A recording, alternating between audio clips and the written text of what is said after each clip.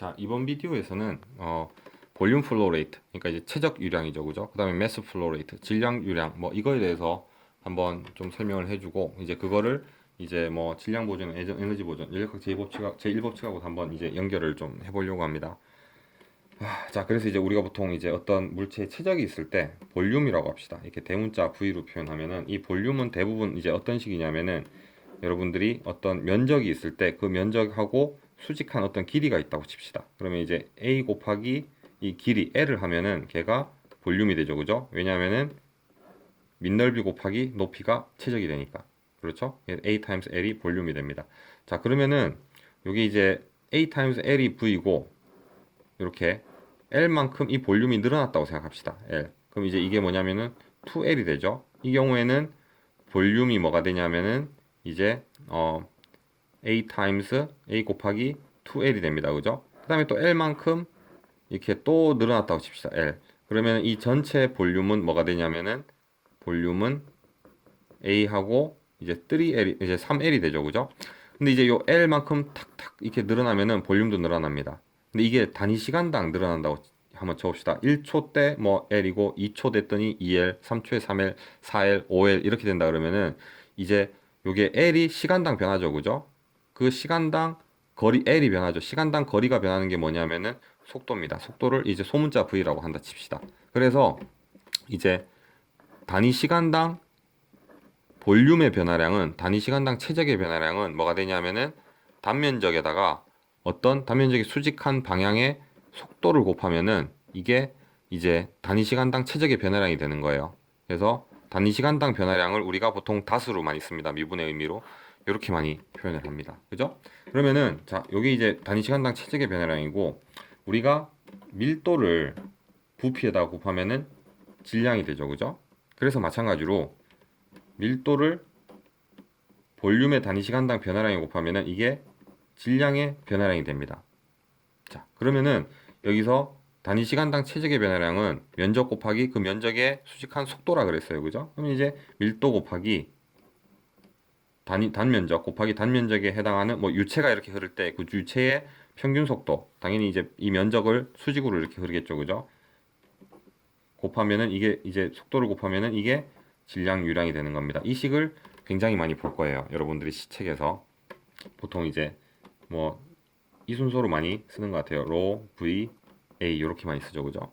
이렇게 많이 씁니다. 이게 이제 질량 유량이고, 자, 그럼 이제 보존 법칙은 뭐냐면은, 자, 질량은 없어지거나 새로 생기지 않죠, 그죠? 그래서 어떤 시스템이 있을 때, 예를 들어서 이제 1번 파이프가 있고, 예를 들어서 2번 파이프가 있다 칩시다. 그래서 1번으로 들어가는 게 m.1이고 m.1이 m.1에서 만약 2번으로 빠져나오는 질량의 차이가 뭐냐면은 이제 요 시스템이 갖고 있는 질량을 했을 때 시스템 질량의 변화량이 되겠죠. 그죠? 근데 만약에 M1하고 M2가 같으면은 들어오는 양하고 나가는 게 같으면은 이제 M.S 이 시스템의 질량의 변화량이 0이 되겠죠. 그죠? 정상 상태입니다. DT분의 DMS 이렇게 표현하죠. 시간당 시스템의 질량 변화량이 0이 되는 거예요. 언제 그러냐? M1 들어오는 질량하고 이제 2 나가는 질량하고 이제 같을 경우죠. 그죠? 자, 근데 요 식을 이제 풀어 씁시다. 처음에 이제 기초 연력학하고 유체역학에서 많이 응용되는 부분이 요 식을 이제 풀어서 쓰면은 이렇게 많이 돼요. 약간 더 어렵게 해봅시다. 이렇게 해서 3번이라고 칩시다. 두 파이프가 들어오는 거지. 1번하고 3번 파이프에서 질량이 공급되고, 그 다음에 2번 파이프로 나간다고 생각합시다. 그러면은 이제 M.1 더하기 M.3, 이제 두 개 들어오는 양이죠. 그죠? 빼기 나가는 양 M.2는 뭐가 되냐면은 M. 시스템이 돼요. 그죠? 그래서 들어오는 양보다 나가는 양이 더 적으면은 들어오는 게 더 많으니까 이 시스템에 막 자꾸 들어오는 양이 더 많아져 쌓이겠죠. 그죠? 근데 예를 들어서 이제 들어오는 양과 나가는 양이 같다 칩시다. 그러면은 뭐 들어오는 만큼 나가니까 처음에 있던 시스템의 질량은 보존이 되겠죠. 그죠? 그래서 시스템을 정상 상태라고 하면은 이제 요 시스템에 쌓이는 질량이 0인 거죠. 들어오는 양하고 나가는 게 같으니까. 그럴 때 이제 어떻게 다시 식을 쓰냐면은 얘가 정상 상태인 경우에는 dt분의 dms가 되고 m.s가 0이 되겠죠. 이게 뭐냐면은 스테디 스테이트 정상 상태입니다. 정상 상태라고 했을 때 요 식에서 요게 0이 되니까 다시 쓰면은 m1 닷 더하기 m3 닷은 m2 다시 되겠죠. 그죠? 이 경우에. 그러니까 들어오는 양하고 나가는 게 같다는 거죠.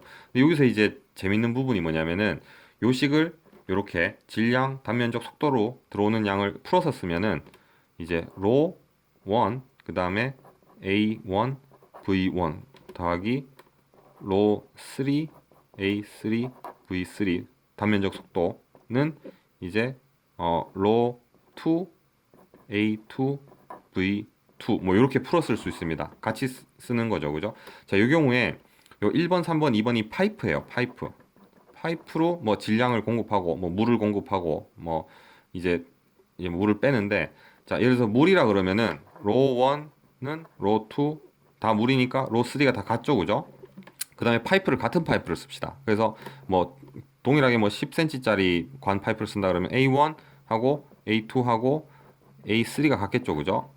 그러면은 얘가 다 서로 약분이 됩니다. 그럼 이 식이 결과적으로 어떻게 간단해지냐면은 파이프를 같은 거 쓰고 물을 흘리게 되면은 질량 보존 법칙에 의해서 결국에는 서로의 상관관계가 속도만 남게 돼요. 더하기 V3는 V2가 되는 거죠. 다시 얘기하면은 이제 결국에 이게 정상 상태고 질량 보존의 법칙을 활용하면은 두 개에서 들어오는 양을 알면은 나머지 하나의 양을 알 수 있듯이 같은 파이프를 쓰면은 두 개의 속도만 알면은 나머지 하나의 속도는 자동으로 나온다는 얘기죠. 음. 여기서 이제 더 재밌는 게 뭐냐면은 여러분 열량이라는 거는 이제 비열에다가 질량에다가 이제 온도차를 곱하면은 그 열의 증가량을 알 수가 있습니다. 그죠? 그러면은 이제 에너지 보존으로 생각해 봅시다. 이 동일한 시스템에서 Q1, 자, 시스템의 에너지가 변하지 않는 정상 상태라 그러면은 Q1 닷 더하기 Q3 공급된 에너지 양이 이제 Q2가 되겠죠. 그죠? 시스템 에너지가 변하지 않을 때 들어오는 양의 에너지랑 나가는 에너지 양이 같은 거예요. 자, 이 경우도 우리가 이제 어떻게 많이 푸냐 하면은 이제 Q가 CM 델타 T인데 우리가 Q 닷의 경우는 단위 시간당 공급되는 열량은 뭘로 쓰냐면은 CP 질량 닷 T로 씁니다. 자, 왜 델타 T를 안 쓰냐면은 이걸 이제 보면 알 수 있어요. 그 얘를 이제 다시 써주면은 이제 CP M 닷 T1이 되죠, 그죠? 그 다음에 더하기 M1이고 CP의 M2 닷 T2는 뭐가 되냐면은 CP의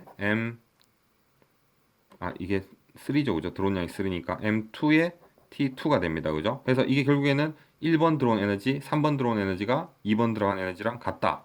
뭐 이렇게 되는 건데 여기서 마찬가지로 우리가 같은 파이프를 쓰고 그 다음에 이제 뭐 물인데 뭐 그 비열을 거의 뭐 비열은 동일하다고 봅시다. 그러면은 결국에 이제 얘도 뭐가 되냐면은 속도하고 온도만의 함수가 되는 거예요. 근데 이제 뭐 속도하고 온도만의 함수로 바꾸기 전에 이제 여기서 이제 우리가 CPT를 뭐라고 하냐면은 자, 이제 CP 같은 경우는 온도 따라 변하는데 우리가 CP 델타 T를 우리가 델타 H 엔탈피라고 둡니다. 내가 최적일은 이제 앞선 비디오에 설명을 했어요. 그래서 CP 자, CPT의 경우에는 이제 엔탈피로 둘 수가 있죠. 그죠? 그러면은 그 식을 여기다가 이제 그대로 적용하게 되면은 우리가 이제 M H M1 H1 더하기 M3 H3는 뭐가 되냐면은 여기 다시 있죠. 그죠?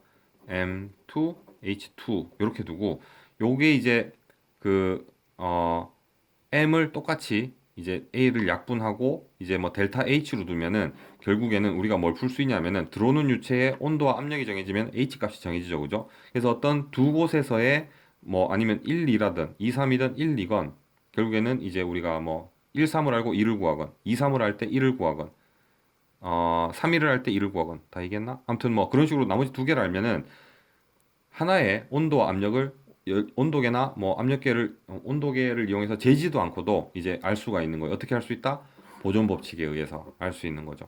요게 사실은 이제 그 오픈 시스템에서 열역학, 열전달, 유치역학의 제일 어떤 기본이 되는 부분입니다. 여기서부터 이제 모든 어떤 유도가 출발해요. 그래서 제일 중요한 거는 뭐 이런 식을 세우고 연습하는 거는 연습 문제를 보면 많이 풀 수 있는데 그 전에 이제 내가 얘기했듯이 질량 유량이 이런 식으로 성립되고 이제 질량 유량이라는 게 이제 로 VA로 되는 이유가 밀도 곱하기 부피가 질량이고 이제 그 최적 유량이라는 게 왜 속도 곱하기 면적이냐 이런 식으로 좀 생각하면은 여러분들 공부하는데 좀 도움이 될까 싶어서 이렇게 한번 비디오를 만들어 봤습니다.